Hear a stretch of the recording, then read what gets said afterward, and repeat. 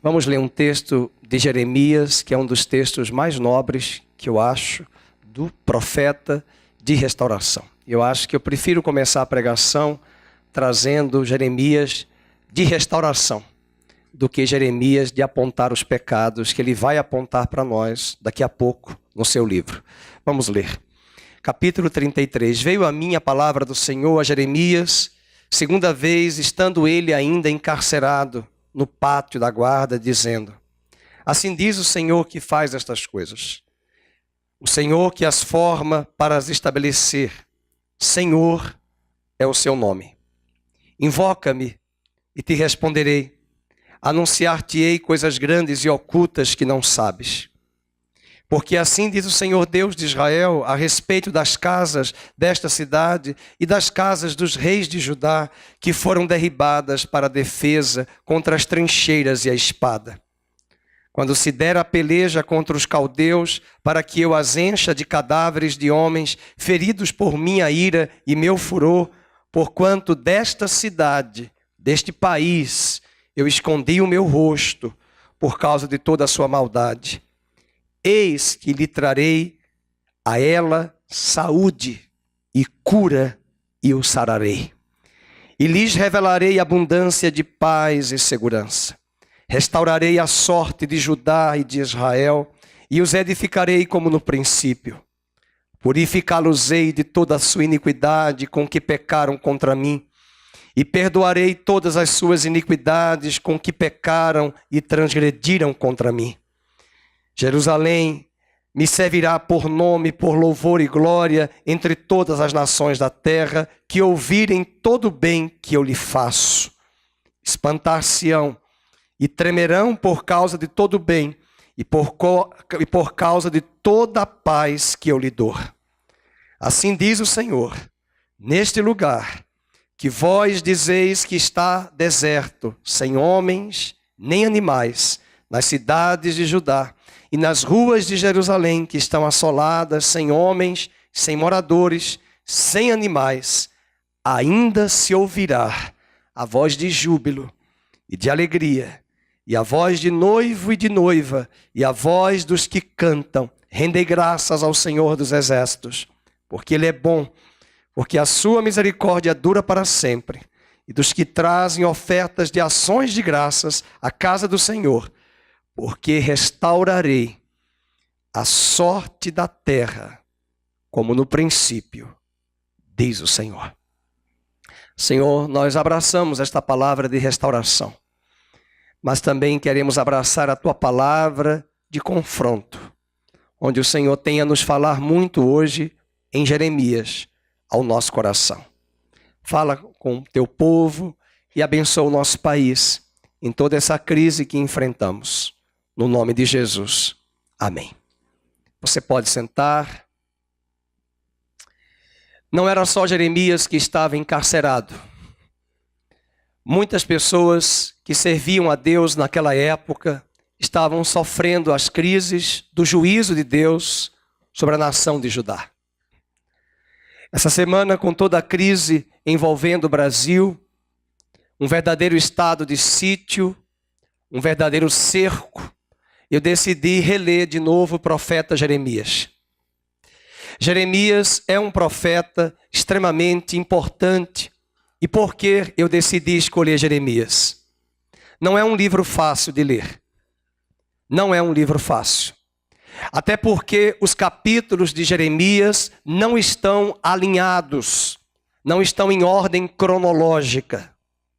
Por isso que é importante ler o livro e entender para quem ele está falando em cada época. Por exemplo, Zedequias foi o último rei de Judá antes do cativeiro babilônico. Mas ele traz profecias a Zedequias na metade do livro e no final do livro. Ele está corrigindo vários reis. Ele está corrigindo vários governantes da nação. É bom que se diga, você que nos assiste, você que está aqui nos ouvindo, que os problemas que estão acontecendo em nosso país hoje não são problemas pontuais apenas do governo atual.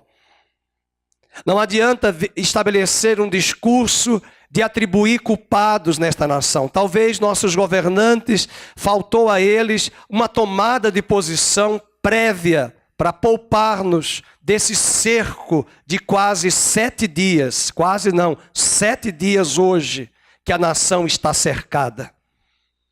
Deus falou ao meu coração para ler Ezequias. Ezequias também viveu um estado de sítio, de cerco. Ninguém entrava e ninguém saía na cidade.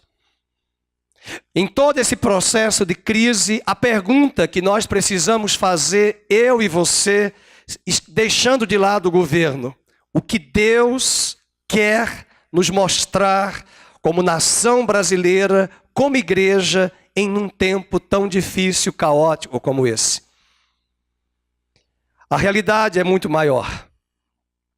Os pecados que nós vamos apontar aqui no livro de Jeremias, não sou eu que vou apontar, é a Bíblia que vai apontar, são pecados que talvez não estão apenas restritos aos governantes. É um pecado e são pecados restritos também a nós, pertinentes a nós. Jeremias não escreveu uma profecia apenas para o Egito, a Síria, as nações que oprimiam Israel naquela época. Jeremias trouxe uma palavra contundente sobre a nação eleita de Deus, a nação escolhida, o povo de Deus chamado a nação de Judá. Se você ler Jeremias, você vai encontrar profecias que ele traz para o Egito, que ele traz para a Babilônia, que ele traz para a Síria, que ele traz para a Etiópia, que ele traz para o Líbano. São vários países que até hoje ainda existem no nosso cenário internacional. Mas ele traz uma palavra contundente para a nação de Judá. Por isso eu convido você a pegar uma caneta. Eu convido você a pegar os textos para você meditar em casa esses textos que nós vamos ler de Jeremias. Um profeta que diz logo no capítulo 33, verso 1, ele ainda estava encarcerado no pátio. E ele estava encarcerado no pátio porque ele estava pregando a verdade aos reis e os reis não davam ouvidos. Eu e você hoje estamos nos sentindo acuados, encarcerados. Somos vítimas também de toda essa situação, mas também somos culpados dessa situação. Não adianta buscarmos culpar o governo, igreja. Os problemas da nossa nação são problemas muito pontuais. Há muitos anos Deus tem trazido avivamento sobre este país. Há muitos anos Deus tem derramado o Espírito Santo sobre esta nação. Há muitos anos Deus está despertando e chamando pessoas para se converterem, para se voltarem a Ele, mesmo numa época de tempos de bonança. Nosso país foi fortalecido depois de muitas batalhas de oração por uma moeda forte que chegou a ser mais forte que o dólar.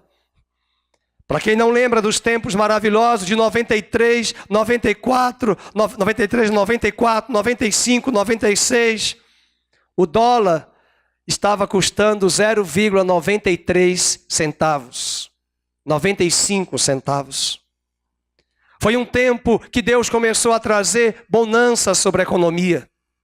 De lá para cá, muitas pessoas se voltaram para Ele, muitas vieram à igreja, mas não se arrependeram de suas práticas erradas. Os pecados que hoje estamos avistando, contemplando na Lava Jato, haveremos de concluir que a mentira, o adultério, o roubo, a prostituição e um dos deuses mais cultuados desse planeta, Mamon, o deus do dinheiro, da riqueza e da prosperidade, é esse o Deus de muitas igrejas e de muitos de nós. Deus vai colocar a mão, a palavra na ferida. E eu convido você a abrir a sua Bíblia em Jeremias capítulo 6. Respire fundo, porque as palavras são duras. Mas Deus, quando fala duro ao seu povo, é porque, como diz o autor de Hebreus, Ele está disposto a, como um pai, disciplinar e corrigir o seu filho. E começamos a pregação falando do mesmo profeta Jeremias, que traz uma palavra de ânimo: invoca-me e responder-te-ei, e anunciar-te-ei coisas grandes e ocultas que não sabes. Trarei uma palavra de saúde, de cura e de restauração para o país. Jeremias 33 fala isso. Bem, você já está com o remédio de Deus. Bem, você já está com a palavra de restauração. Agora é a palavra que Deus vai apontar os pecados da nação, os pecados da igreja. Vejam comigo, por exemplo, Jeremias capítulo 6. Jeremias capítulo 6, verso 9 em diante. Diz assim a palavra do Senhor. Assim diz o Senhor dos Exércitos: diligentemente se rebuscarão os resíduos de Israel como a vinha. Vai metendo a mão como vindimador por entre os sarmentos. A quem falarei e testemunharei para que ouçam? Eis que os seus ouvidos estão incircuncisos e não podem ouvir. Deus está se queixando que a nação não tem ouvido a sua voz. Hoje mesmo alguém me mandou, o Celso, uma mensagem no WhatsApp. Eu dei até uma certa risada, mas é verdade. Falta água, nós corremos talvez até para essa praça aqui próxima à casa do pastor Adair, que tem uma fonte para enchermos os nossos depósitos de água. Falta combustível, nós corremos para os postos de gasolina, somos capazes de enfrentar filas quilométricas para abastecer com 20 litros apenas. Falta tudo, nós corremos atrás. E Jesus está voltando, e Deus trazendo palavras de juízo. Nós não nos voltamos para a igreja. Nós não corremos para a casa de Deus. Nós não corremos para a casa do Senhor. Nós não corremos para os pés do Senhor. Eu mesmo já disse, se não chegar combustível, eu me recuso a ir posto de gasolina e ficar 3, 4 horas e depois chegar a um estado que não tem mais combustível e perder todo esse tempo. Eu prefiro ir a pé. Eu prefiro andar no carro chamado Pevete. Não é Chevette, mas é Pevete. É preciso saber administrar. Ah, mas eu sou servo de Deus. E se eu sou servo de Deus, eu sou filho do rei, como alguns dizem. Jeremias era profeta de Deus, que estava preso por algo que não deveria estar, só porque ele estava falando a verdade. E é bom que a igreja entenda que Deus cuidará de mim e de você, sim, mas nós precisamos pedir a Ele sabedoria e administrar a nossa vida, e muito mais importante, a chuva, disse Jesus, quando ela vem para todos, e o sol quando vem, ele também vem para todos, justos e maus. Deus está talvez até nos ensinando a rever a nossa escatologia, a nossa teologia. Com essa história de que a igreja vai ser arrebatada e o caos vai ficar, Deus também está nos ensinando a rever os paradigmas teológicos que nós abraçamos. É preciso saber discernir os tempos e as épocas que estamos vivendo. Capítulo 6, ele continua: vocês estão ou não estão ouvindo. Eis que a palavra do Senhor, verso 10, é para eles coisa vergonhosa. Jeremias diz: não gostam dela. Dê uma olhada na sua parentela. Dê uma olhada no tempo das vacas gordas da economia do Brasil, embora hoje se questiona se de fato eram vacas gordas. Era um tempo em que o dinheiro corria, mas também era lavagem de dinheiro nos bastidores. Mas mesmo nas vacas gordas, é possível de que Deus tenha encontrado na parte da igreja que o Deus de muitos era Mamon. O Deus de muitos era viagens, passeios, compras, comilanças. Não tinham tempo para buscar a Ele. Temos percebido cercos sobre nós em todas as áreas. Paulo dizia nas suas cartas: lutas por fora, combates por dentro. Que crise difícil, além de enfrentar uma crise econômica, faltando combustível, famílias que estão com seus parentes enfermos para se deslocarem para hospitais sem combustível no tanque. E o povo de Deus tem sofrido isso. Versículo 11, eu estou cheio da ira do Senhor, estou cansado de a conter, derramá-la-ei sobre as crianças, pelas ruas e nas reuniões de todos os jovens, porque até o marido com a mulher serão presos, o velho com o decrépito. Está falando dos saques que Babilônia, os caldeus, haveriam de invadir a nação, a cidade de Jerusalém. E ele começa a falar dos pecados. Vamos para o versículo 13. Porque desde o menor deles, não é o governo, igreja, não é o governo apenas. Desde o menor deles até ao maior. Desde o pobre ao rico. Desde o da favela até os de condomínio de altíssimo padrão. Verso de número 13. Cada um se dá a ganância. Estamos percebendo aí que não são apenas os caminhoneiros, são empresários que estão se utilizando de uma situação como essa, mediando os caminhoneiros, fazendo verdadeiros lockouts para quebrar a economia do país e talvez apoiar ideologias partidárias que sejam a favor de um novo candidato X para denegrir o candidato que está no governo agora. Não o candidato, mas o governo atual. É porque nossos políticos, deputados, senadores estão mais preocupados com as eleições e já estão de folga da Câmara dos Deputados e do Senado, estão correndo atrás de suas bases para ganhar votos e a nação fica vulnerável e o governo não consegue votar absolutamente nada.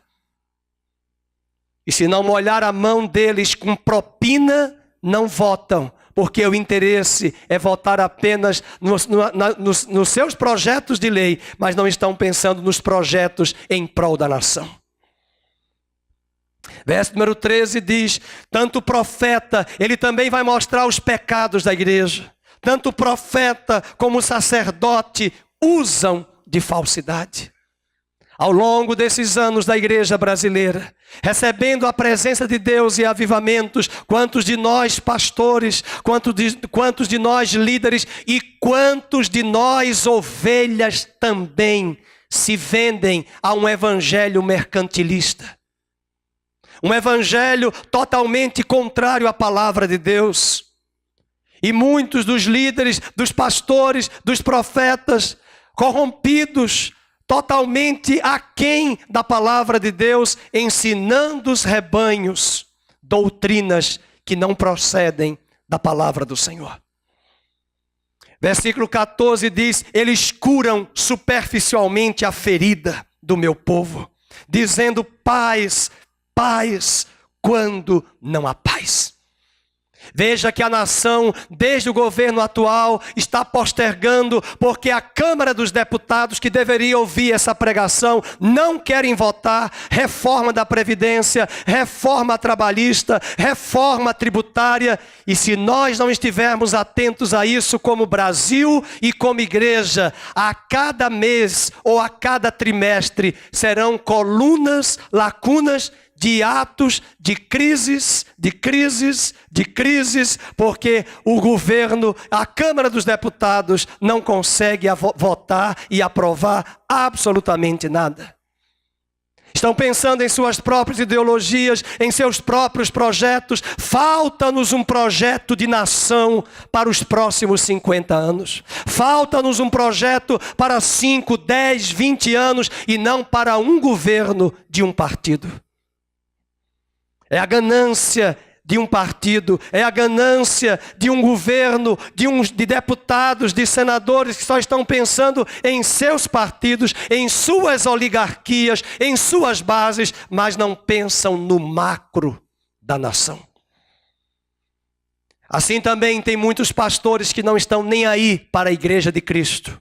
estão pensando em suas tribos, estão pensando em suas próprias denominações, estão pensando, como diz Paulo, em seus próprios umbigos, e diz Paulo a Timóteo: o Deus de muitos deles é o próprio ventre, é o próprio umbigo. São pastores que só pensam em trazer visibilidade às suas denominações. Há 2 semanas atrás eu recebi um vídeo de um pastor de uma grande denominação dizendo: você que está aí assistindo a TV, receba a cura, beba o copo com água, e se não tiver água, beba cachaça e pinga, que Deus vai abençoar. Deus não vai abençoar a cachaça e pinga, coisíssima nenhuma. Esse é o evangelho triunfalista. Esse é o evangelho que está aí nas igrejas. E um detalhe: a corrupção não está só aqui. A corrupção está aqui, aí no nosso coração. Porque se tem líderes que pregam isso, é porque tem rebanhos que querem ouvir isto. E enquanto não entendermos que esse é o nosso pecado, que estamos dispostos a aceitar migalhas, e não buscarmos o trigo, essa liderança corrupta que insiste em permanecer nos púlpitos, é o que também atrai a ira de Deus sobre a nação, porque não tem um remanescente fiel que busque a Deus.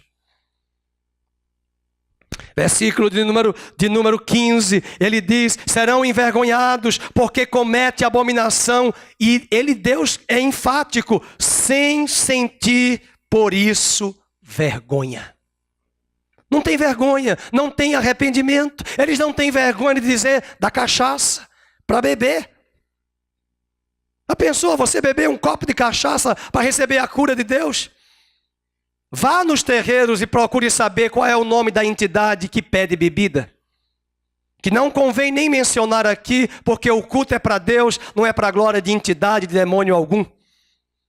Culto, meus queridos, não é para fazer sensacionalismo. Eu já ouvi pessoas de igrejas aqui, dessa igreja, de outras igrejas, afirmando que tem que ver pessoas possessas e os demônios saírem. O culto não é para a glória dos demônios, o culto é para a glória de Deus. Demônios se manifestam, vão para o gabinete pastoral para serem expulsos. Na casa do Senhor, na TV ao vivo, não é para explanar e expor demônios sendo expulsos, é para ensinar a palavra de Deus.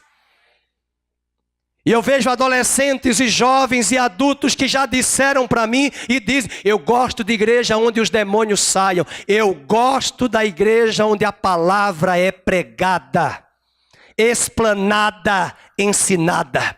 Se você gosta desse tipo de evangelho, quão pequena é a tua fé e a tua força. Eu não tenho que me vangloriar de ver, porque eu tenho que ter demônio, tem que ter poder, tem que ter cura. Isso é o nível de evangelho que a igreja brasileira se encontra. Qual é a maior cura que você pode ver na sua vida? A transformação do seu homem interior. Você mudou. Eu conheço pessoas curadas de câncer, curadas de enfermidades, diagnosticadas pelos médicos, e Deus deu um sinal e elas não se voltaram para Deus até hoje. E eu conheço pessoas que saíram de terreiros, de lugares inóspitos, de práticas abomináveis do ocultismo, e se voltaram para Deus por uma experiência genuína no coração. Do que adianta darmos ênfase à cura, embora nós cremos que o poder de Deus pode curar, se não somos curados das mazelas do velho Adão na nossa vida. Versículo 17, ele diz, versículo 16, assim diz o Senhor: ponde-vos à margem do caminho, e vede, perguntai pelas veredas antigas, qual é o bom caminho? Andai por ele, achareis descanso para a vossa alma. Mas eles dizem, leiam, não andaremos. Quantas pessoas nesta nação conhecem um crente neste Brasil? Quantos crentes neste Brasil já convidaram fulano, cicrano para vir à igreja, mas não vêm? Não querem dar ouvidos.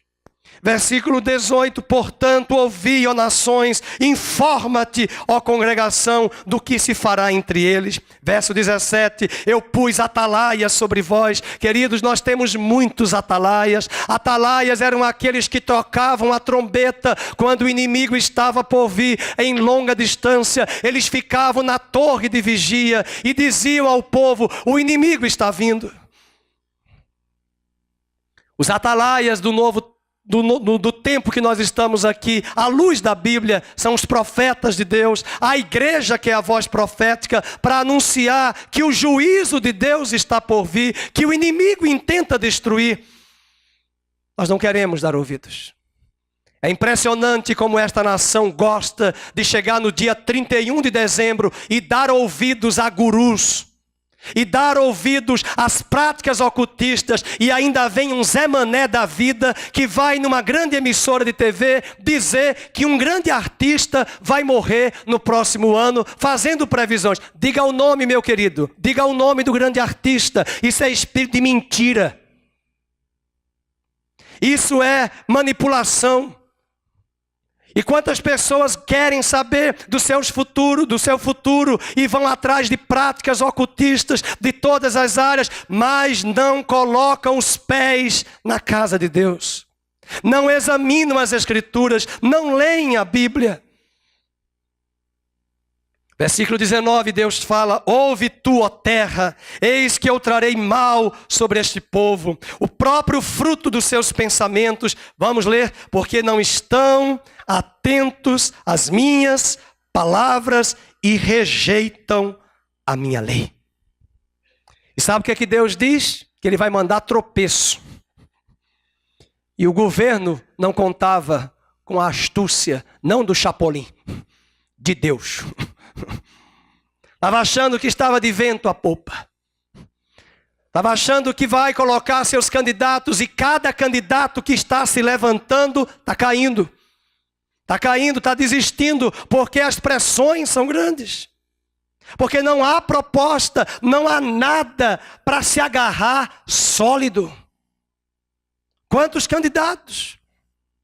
Estamos vivendo igual à época de 1989, a primeira eleição para voto direto ao presidente da República, após o regime militar de 21 anos, de 64 a 85, que não votamos para presidente e tivemos um dos governos terríveis, não vou falar partido nem nome, mas de 5 anos de um governo onde Tancredo Neves morre e assume o novo presidente, o vice. E quem foi dessa época? Jovens que não sabem o que é inflação, que é andar no supermercado com a lista da Sunab, procurando as tabelas de preços, e a cada dia o preço aumentava exorbitante. E tantas moedas nós tivemos em 5 anos. E tantos planos econômicos nós tivemos, e a nação vulnerável, faltando atalaias e intercessores. E Deus começa a trazer atalaias, Deus começa a trazer intercessores, Deus começa a trazer profetas, a nação recebe o avivamento, Deus traz bonança na economia e a nação se ensoberbece. E uma boa parte da igreja se rendeu ao Deus Mamon, o Deus de muitos desta nação. Cuidado quando você fala de ídolos. Ele vai colocar aqui o dedo na ferida. Eu até tirei os textos de idolatria, porque as pessoas pensam que idolatria é somente imagens de escultura. Idolatria é o ídolo que toma o lugar de Deus na nossa vida. E um dos ídolos desta nação se chama domingo, futebol. Um dos ídolos desta nação se chama carnaval, sexo promíscuo e devasso. E essa semana, enquanto os caminhoneiros estão nas ruas, o presidente do Senado desta nação estava dançando forró com partidos de oposição, homem e mulher, senadores que não se bicam, dançando forró, enquanto os caminhoneiros estavam reivindicando, não deram valor devido e ainda tomou o avião e foi para o Ceará e voltou diante das pressões da mídia e da sociedade. Se os nossos governantes estão assim, uma boa parte da igreja também não está nem aí. Estamos pensando em nós mesmos, em nossos arraiais, na visibilidade e no marketing que a nossa denominação pode dar à cidade. É assim que muitos pastores pensam. E é por isso que Deus diz a Jeremias: eles curam superficialmente as feridas do meu povo. Sei que alguns estão apreensivos, não estou com raiva de ninguém, é do diabo. Alguns estão ouvindo a palavra assim, por favor, stand up, levante a cabeça, que Deus é contigo. Se você está aqui hoje de manhã, você é um felizardo. Versículo número 21, portanto assim diz o Senhor, eis que ponho tropeços a este povo. É Deus que está falando, eu vou mandar tropeço, pode marcar aí, eu vou mandar tropeço. E é tropeço atrás de tropeço, é tropeço no Congresso, é tropeço no Senado, é tropeço na economia, é tropeço no Banco Central, é tropeço. E é Deus que está dizendo, eu vou mandar, eu vou enviar. Neles cairão pais e filhos, juntamente o vizinho e o seu companheiro. Vá comigo para o capítulo 7, palavra que da parte do Senhor foi dita a Jeremias, versículo 2. Põe-te à porta da casa do Senhor, proclama ali esta palavra. Vós que entrais por estas portas, marque aí, vós que entrais por estas portas para adorardes ao Senhor.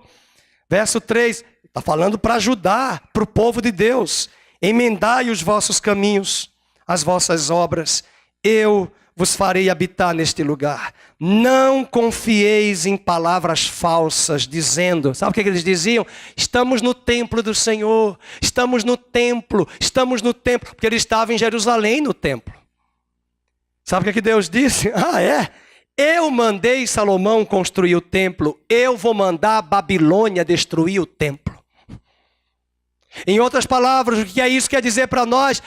Igreja, vocês dizem que vocês são um templo do Senhor, nenhum mal nos atingirá, praga nenhuma chegará à nossa tenda, 1000 cairão ao teu lado, 10.000 à tua direita. Realmente, se estivermos debaixo do guarda-chuva dele, mas se estivermos em desobediência, em transgressão, a praga chegará à nossa tenda. A maldição chegará até nós. O tropeço também chegará até nós. E não adianta usarmos a Bíblia para pegar os versículos que nós gostamos e dizer, 1000 cairão ao teu lado. Deus não vai aprovar o erro e o pecado em nós. Versículo de número 4, não confieis em palavras falsas. Mas, versículo 5, se deveras emendardes os vossos caminhos e as vossas obras, se deveras praticardes a justiça, cada um com o seu próximo, não oprimirdes o estrangeiro, o órfão, a viúva. Se você olhar o órfão e a viúva, são sustentados pelo Estado com uma boa reforma da Previdência. Os irmãos lembram do escândalo daquela senhora que foi presa do INSS com desvios e desvios de recursos do salário da viúva, do aposentado e do órfão e do pobre.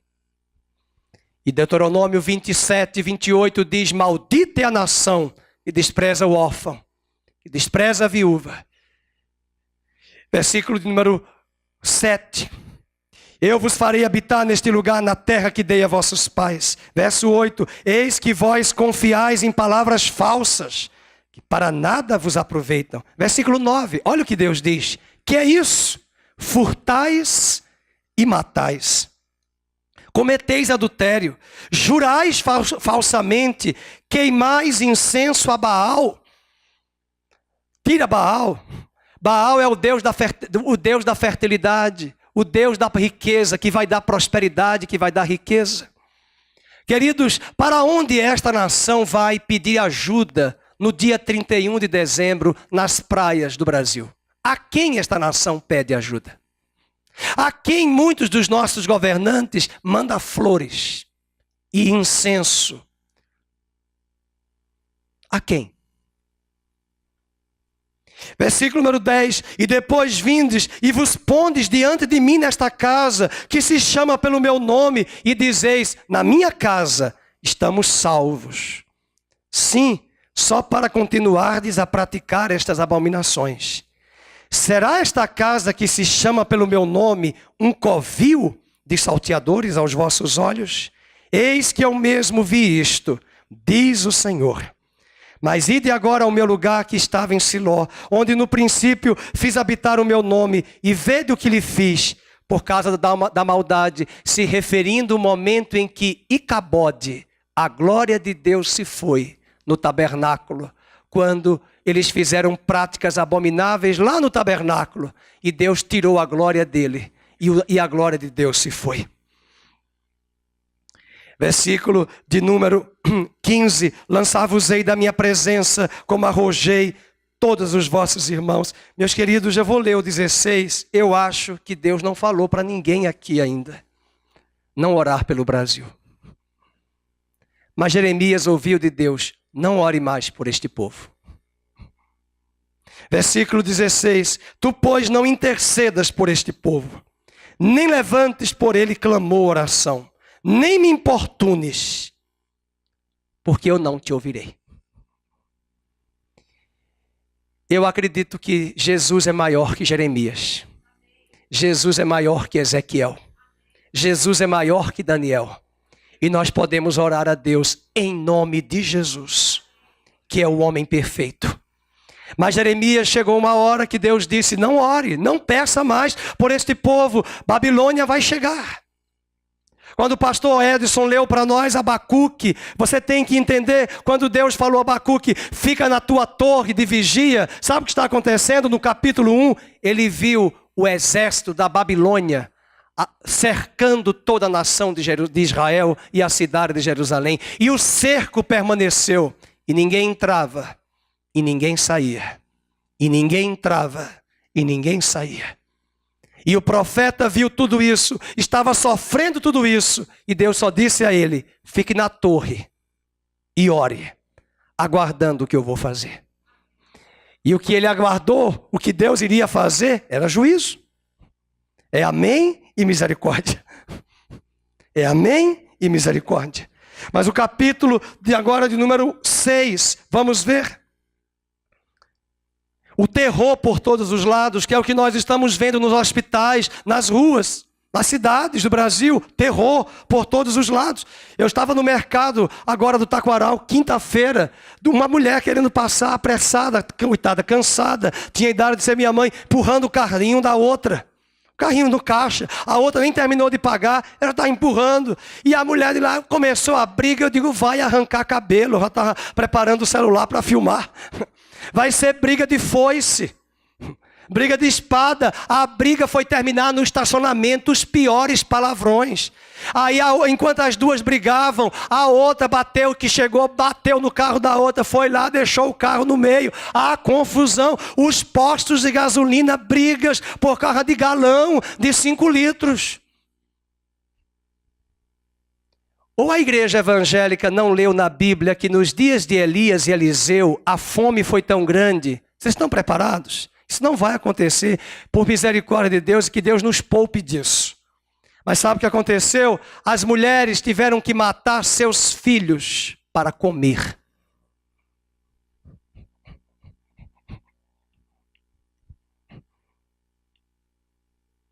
Esses eram os dias de Elias. E quando eu vi os preços da batata, hoje a batata e o tomate estavam a R$ 12,99 no Rio, 13. Aí eu lembrei de Apocalipse 6, um dos juízos. Um salário de um diarista. Quanto é que se paga hoje uma faxineira para fazer uma faxina numa casa? R$ 150. Pois é o valor de 1 quilo de farinha de trigo na metáfora de Apocalipse capítulo 6. Um salário de um diarista por uma medida de trigo. Em função do cerco, da crise e da fome. E se as nações ficaram vulneráveis na queda das torres gêmeas, e a capa da Veja mostrou a nação vulnerável quando as torres gêmeas caíram. A nossa nação, que chutou as ferrovias e as navegações, e só deixou as empresas automobilísticas tomarem conta do mercado há 70, 50 anos atrás. estamos vulneráveis e reféns e precisamos da ajuda dos caminhoneiros, de uma classe também sofrida e oprimida, que ficam 15 dias sem seus familiares, trabalhando nas estradas, vulneráveis a assaltos, a roubos. A nação precisa, como dizia Jean-Jacques Rousseau, de um novo pacto social. Um pacto que o próprio direito e a justiça, que estão corrompidos, a sociedade, o governo, o direito, precisam reestruturar um novo pacto para a nossa nação. Capítulo 6, perdoe-me, no versículo 22 ao 26, voltando, 6, 22 a 26. Assim diz o Senhor: eis que um povo vem da terra do norte, e uma grande nação se levanta dos confins da terra. Trazem arco, dardo, eles são cruéis, eles não usam de misericórdia. A sua voz ruge como o mar, em cavalos vêm montados, como guerreiros em hora de batalha. Ao ouvirmos a sua fama, afrouxam-se as nossas mãos. Agora leiam: angústia nos toma e dores como de parturiente.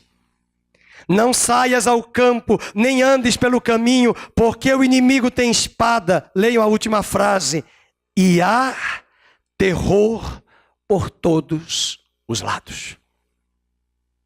Só ontem, em uma das fazendas de Minas Gerais, 55 mil frangos morreram por falta de insumos, de rações que não chegam a esses lugares. Suínos estão morrendo. Carnes estão sendo estragadas e talvez pela maldade do coração de muitos é possível que alguns até peguem essas carnes, congelem elas novamente e vendam nos mercados, não se preocupando com aquele que vai consumir lá na ponta, apenas com o mamon, o dinheiro e o lucro devido a eles. Versículo 26, o profeta diz: ó filha do meu povo, cinge-te de cilício, revolve-te na cinza, pranteia como por filho único, pranto de amargura, porque de súbito virá o destruidor sobre nós.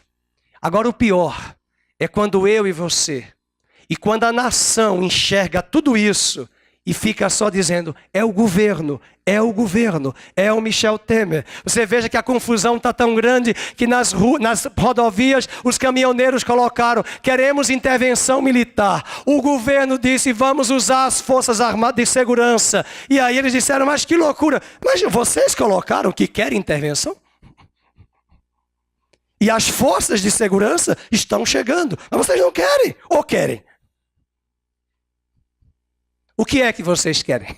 Aliás, Jesus perguntava às pessoas: o que queres que eu te faça? Você quer tanta coisa, o que é que você quer que eu te faça?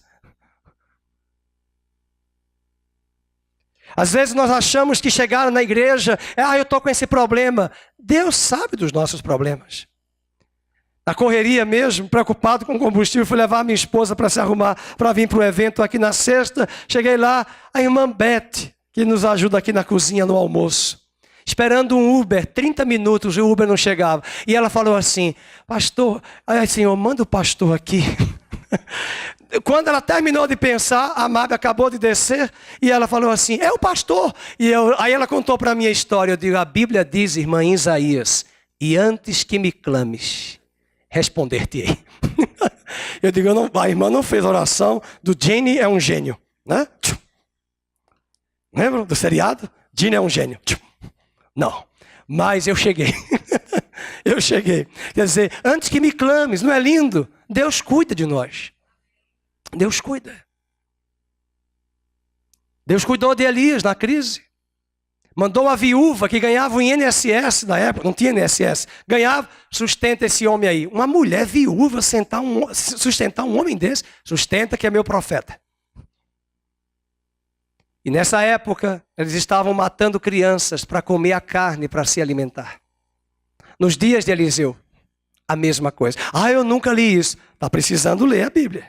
Ou você vai esperar mais crise para ler a Bíblia. E isso vai mudar, eu falei no encaminhamento de oração no WhatsApp, Deus está nos ensinando a rever as nossas teologias. Deus está nos ensinando a rever a nossa visão escatológica. Deus está nos ensinando. E aí o capítulo 6, ele traz esse questionamento. Vamos agora, quando é que o povo não reconhece o juízo? Jeremias 8, vamos para Jeremias 8, versos 5 ao 7. Por que, pois, este povo de Jerusalém se desvia, apostatando continuamente, persiste no engano e não quer voltar? Eu escutei e ouvi. E aí Deus vai dizer, não falam que é reto? Vamos? Ninguém há que se arrependa da sua maldade, dizendo, que fiz eu?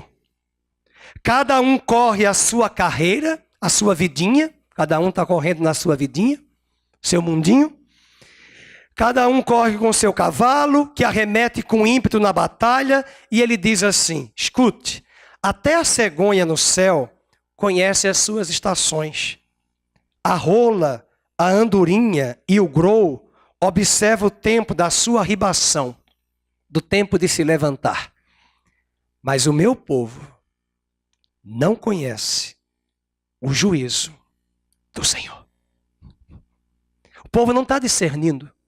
E talvez o povo não está discernindo porque não tem profetas discernindo.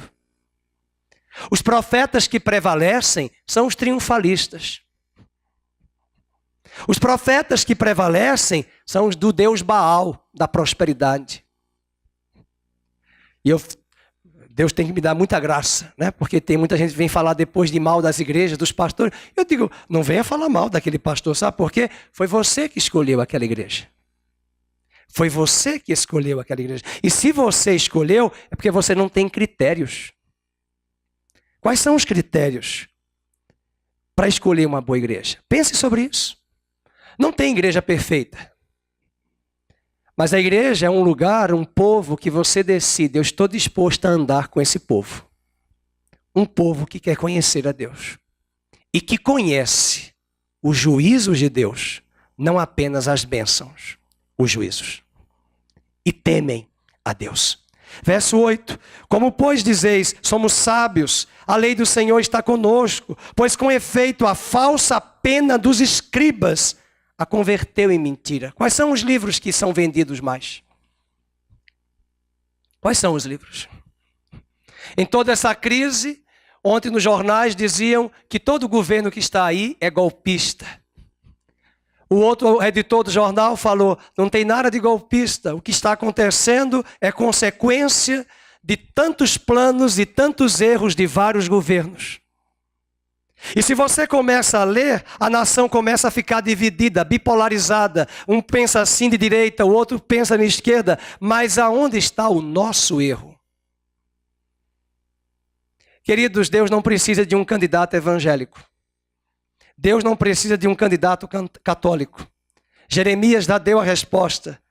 Se nós nos voltarmos para ele, ele diz, eu levantarei pastores, não pastores de igreja, mas pastores que governarão sobre vocês com o meu governo e a minha justiça, ainda que eles não me conheçam. Mas por amor do meu povo, eu darei bons governantes à nação.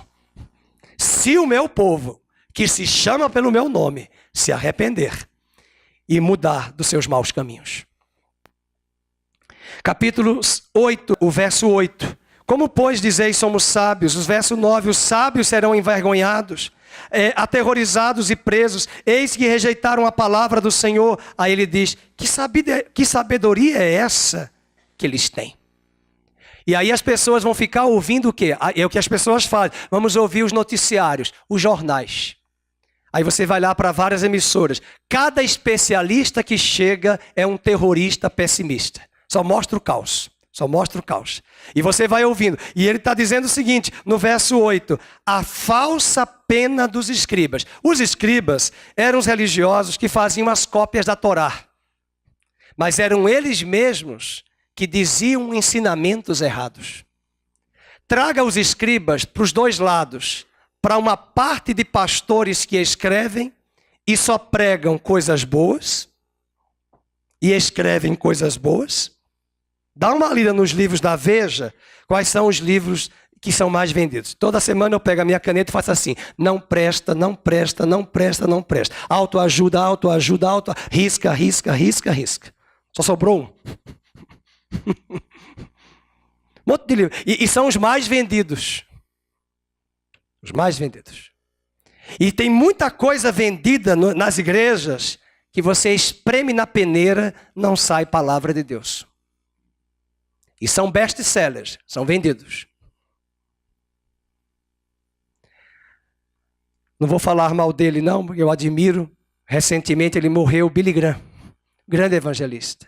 Grande evangelista, pregador. Desculpe, mas ele não era profeta. Era evangelista, menos profeta. E sabe que ele era, de quem ele era muito íntimo? Do presidente que recebeu lá o impeachment. Aquele lá do Watergate. O Nixon, amicíssimo. O que faltou? Assim diz o Senhor. É o que falta. Não é pregar João 3,16. Então, isso não desmerece, isso é o ministério dele, que foi um grande pastor e um grande evangelista. Deus precisa levantar também profetas. E é uma bênção, não estou aqui desmerecendo, só para mostrar que a nação está precisando de um pastor, como eu conheci, o pastor Vilarindo, lá de Brasília, que entregou uma Bíblia a ele. E disse: Vossa Excelência, se Vossa Excelência se dobrar e deixar todos esses ídolos e conselheiros que Vossa Excelência tem e se voltar para Deus, ainda dá tempo de Deus reverter esse processo. Não, eu quero. E ele dobrou os joelhos. E quando ele dobrou, Deus falou ao pastor: ele está dobrado na tua frente, fisicamente, mas o coração dele não está dobrado. E Deus usou o pastor Vilarindo para dizer: se o Senhor não mudar e não se voltar e chamar a nação e falar a verdade à nação do seu pecado, do seu erro, Deus o arrancará do poder com braço forte. E foi o que aconteceu. Houve arrependimento, queridos? Não, já é candidato. Eu vou voltar. Eu quero chegar lá. E nós estamos vivendo tudo isso. Verso de número capítulo 8, verso 11. Curam superficialmente a ferida, dizendo ao meu povo: paz, paz, quando não há paz. Versículo 10, ele fala do pecado. Portanto, darei as suas mulheres a outros, os seus campos a novos possuidores. Leiam de novo. Porque desde o menor até o maior, cada um se dá a ganância. E tanto o profeta como o sacerdote usam de quê? De falsidade.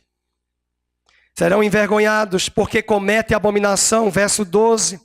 Portanto, cairão com os que caem. Verso 13. Eu os consumirei de todo, diz o Senhor. Não haverá uvas na vide, nem figos na figueira. A folha já está murcha. Já lhes designei o que passarão sobre eles. Porque estamos ainda sentados aqui, reuni-vos, entremos nas cidades fortificadas e ali pereçamos, pois o Senhor já nos decretou o perecimento e nos deu a beber a água venenosa. Pecamos contra o Senhor. Leiam todos o 15. Espera-se a paz e nada de bom, o tempo da cura e eis o terror. O último capítulo é Jeremias 14, verso do 1 ao 6. Embora o profeta vai falar de uma seca, uma grande seca. Eu não vou usar aqui a palavra seca, mas eu vou usar a metáfora para mostrar a seca na nossa despensa. A seca nos nossos carros. Versículo 1, palavra do Senhor que veio a Jeremias a respeito da grande seca. Anda chorando Judá. As suas portas estão abandonadas, de luto se curvam até o chão. O clamor de Jerusalém vai subindo. Os seus poderosos governantes, vamos mudar aí, enviam os criados a buscar gasolina, diesel, combustível, água. Estes vão às cisternas e não acham água. Voltam com seus cântaros vazios. e decepcionados e confusos cobrem a cabeça. Por não ter havido chuva sobre a terra, esta se acha deprimida, e por isso os lavradores decepcionados cobrem a cabeça. Irmãos, milhares de litros de leite foram derramados nas rodovias. A crise é tão grande se nós não olharmos dessa perspectiva. Eu pensei na hora em Nínive. Nínive. Que até as galinhas, os bois e as vacas jejuaram. O rei baixou um decreto, ninguém bebe água, ninguém come nada, toda a nação. E o que me assusta, uma nação que não conhecia Deus, se arrependeu no dia do juízo. Quem não se arrependeu foi o profeta. Ficou chateado, porque ele era terrorista, queria que o povo recebesse o juízo. Aí o povo se arrependeu, a nação inteira, a cidade de Nínive, e ele ficou com raiva de Deus. Eu falei que o Senhor ia destruir, o Senhor não destruiu, a minha imagem, o meu nome ficou sujo no Serasa, lá do povo de Nínive. E Deus perguntou a, Nínive, a Jonas, Jonas, tem razão essa tua ira? Tem.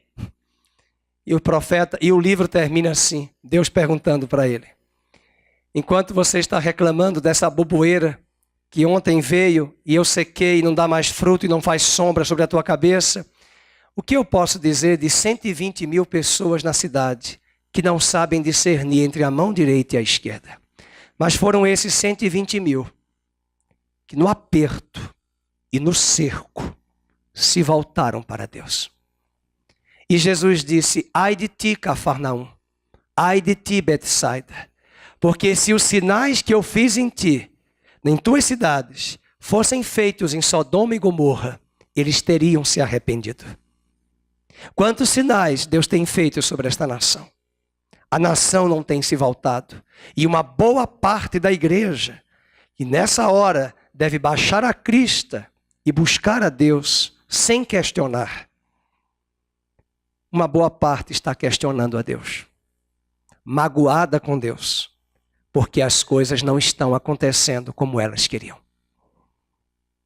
Versículo 4 diz: por não ter havido chuva. Versículo 5, olha os animais morrendo. Até as servas no campo têm as suas crias e as abandonam, porquanto não há erva. O jumento selvagem se põe nos desnudos altos, e ofegantes sorvem o ar como chacais. Os seus olhos desfalecem, porque não há erva. Versículo 8, ó esperança de Israel e redentor seu, no tempo da angústia, porque serias como estrangeiro na terra e como viandante que se desvia para passar a noite.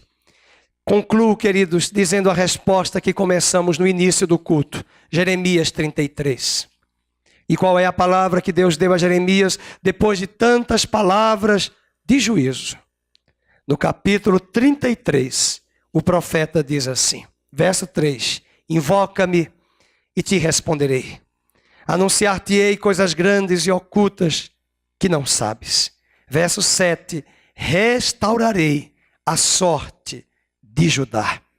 Versículo 10, e neste lugar que vós dizeis que está deserto, sem homens, nem animais, é neste lugar que se ouvirá, verso 11, a voz de júbilo e de alegria, a voz de noivo, de noiva e a voz dos que cantam.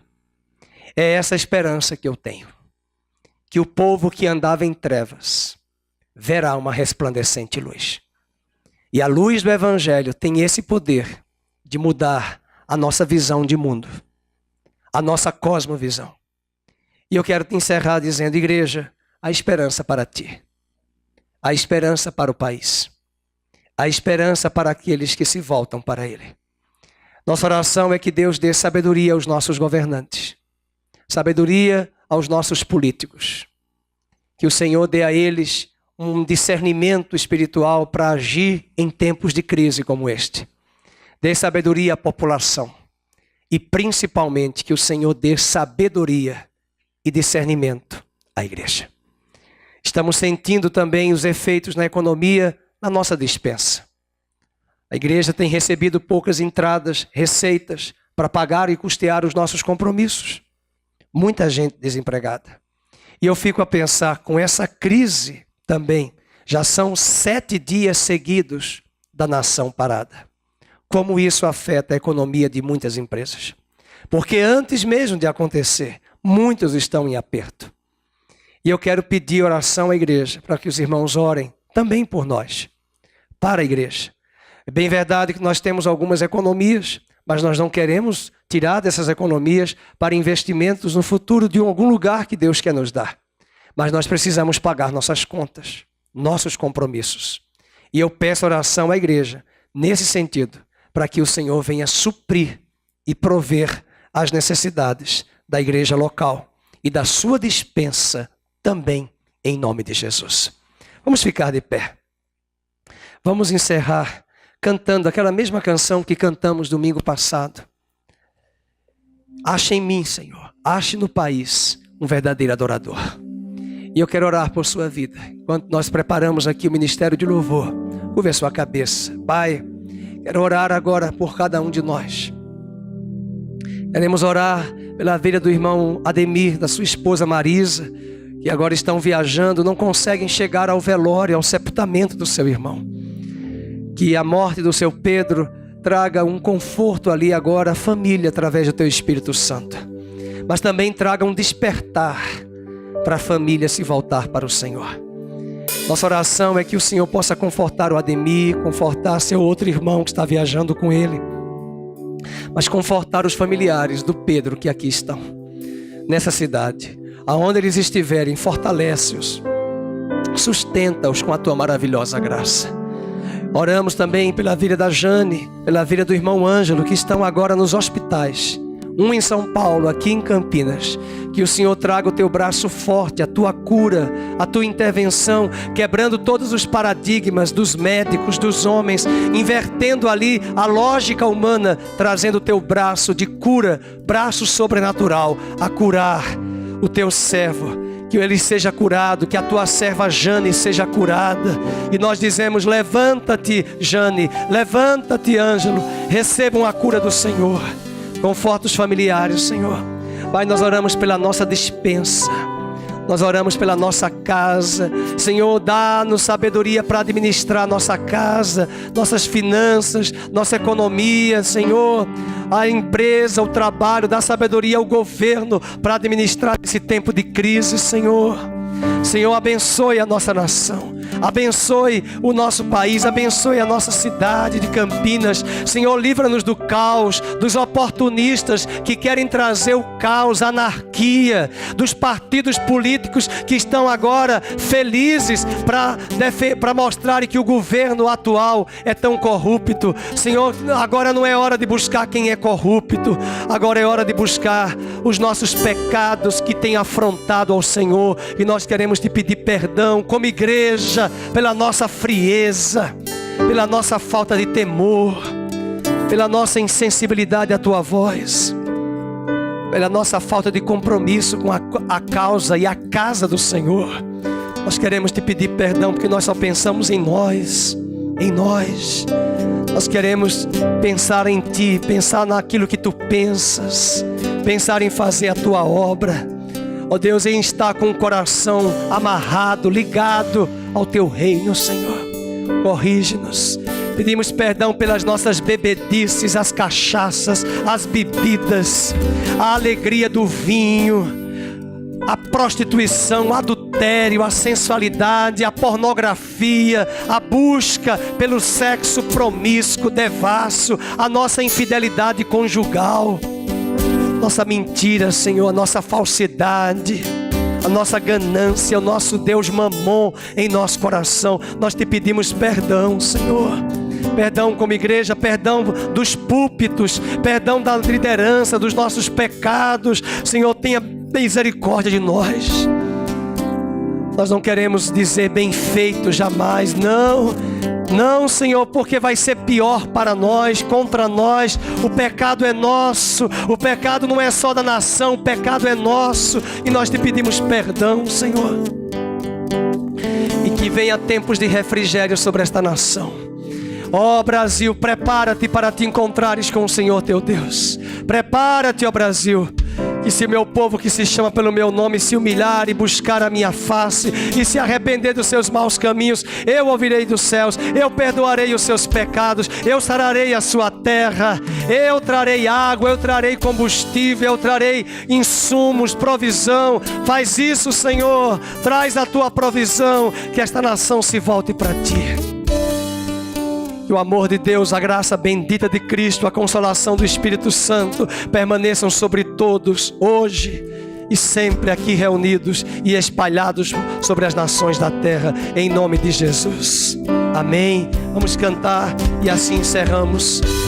Pai, sei que os teus olhos estão sobre a terra, estão sobre a terra a procurar alguém que te adore em espírito, alguém que te adore em espírito.